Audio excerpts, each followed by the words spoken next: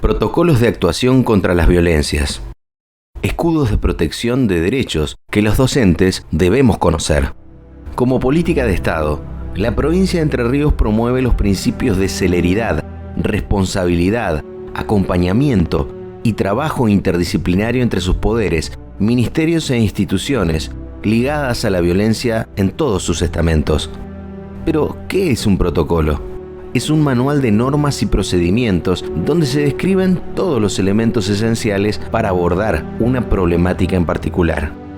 El crecimiento de situaciones vinculadas a la violencia de género, la trata de personas y a los casos de abuso de niñas, niños y adolescentes requieren respuestas rápidas y concretas.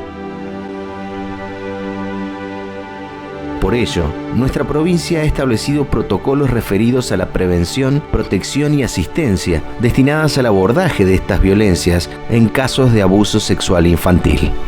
Es un manual de normas y procedimientos donde se describen todos los elementos esenciales para el abordaje de violencias que atentan contra la vida de las personas. Estas herramientas partieron de un importante compromiso del Estado provincial, que puso el foco sobre poblaciones vulnerables y situaciones muchas veces invisibilizadas y busca homologar las prácticas frente a determinados acontecimientos que van en contra de la sociedad, como por ejemplo, ante casos de abuso sexual infantil. Es preciso recordar que todo adulto en contacto con un niño, niña o adolescente se constituye, por su solo estatus social, en un agente de detección de posibles situaciones de violencia. Pero, ¿por qué es importante que como docentes conozcamos este protocolo? Como docentes, cumplimos un rol muy valioso al orientar contenidos y prácticas hacia una educación para la igualdad, la conciencia crítica, la autoafirmación personal y el respeto por los derechos humanos y colectivos, es decir, hacia la defensa de la dignidad humana. Entre Ríos fue la primer provincia en crear un protocolo interinstitucional de actuación en casos de abuso sexual infanto-juvenil. Es interinstitucional porque es producto de una construcción participativa entre varios sectores del Estado y organizaciones de la sociedad civil. Del mismo participan articuladamente diversas instituciones, entre ellas el Consejo General de Educación. Pero, ¿cómo hay que obrar? Se define un procedimiento de actuación que intenta garantizar la protección de derechos y el acceso a la justicia, proponiendo modos de intervención deseables y procurando evitar tanto la inacción como la sobreintervención. En el ámbito específicamente educativo, el Consejo General de Educación se propone difundir y concientizar acerca de la responsabilidad civil de la comunidad educativa, equipos directivos, docentes y no docentes, frente a situaciones de detección de abuso sexual infanto-juvenil y comprende a toda institución educativa, tanto de gestión pública como privada, en todos sus niveles y modalidades. El abuso sexual ocurre cuando un niño, niña o adolescente es utilizado para la estimulación sexual de su agresor o la gratificación de un observador.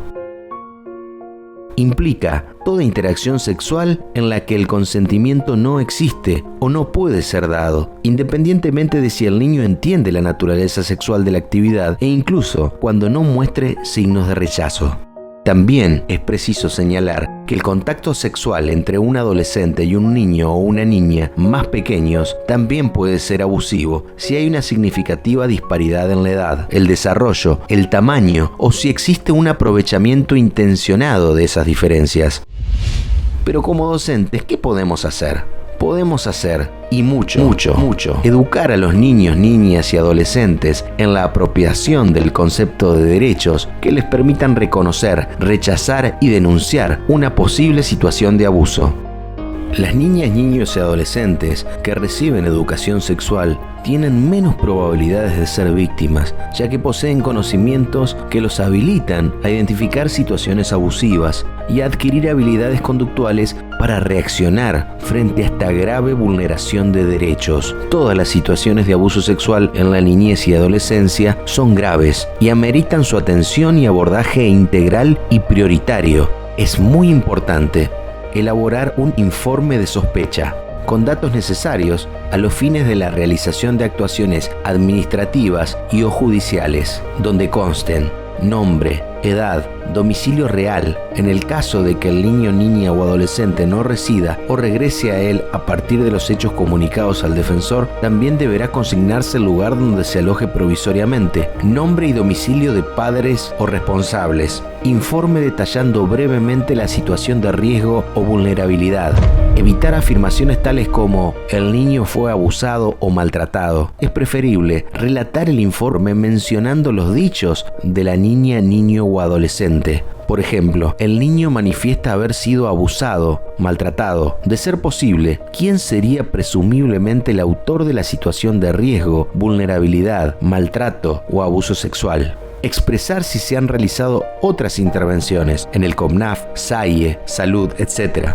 Por último, expresar nombre y teléfono de un referente de contacto con el defensor, a los fines de agilizar trámites en caso de dudas o falta de información necesaria para iniciar la intervención. En cuanto al ámbito educativo, al tomar conocimiento de un hecho, sea develado por parte del niño, niña, adolescente, adulto familiar, relato de testigo, observar lesiones visibles o indicadores conductuales, elaborar informe completo respetando la confidencialidad, comunicar al equipo directivo de la institución sin profundizar en la indagación.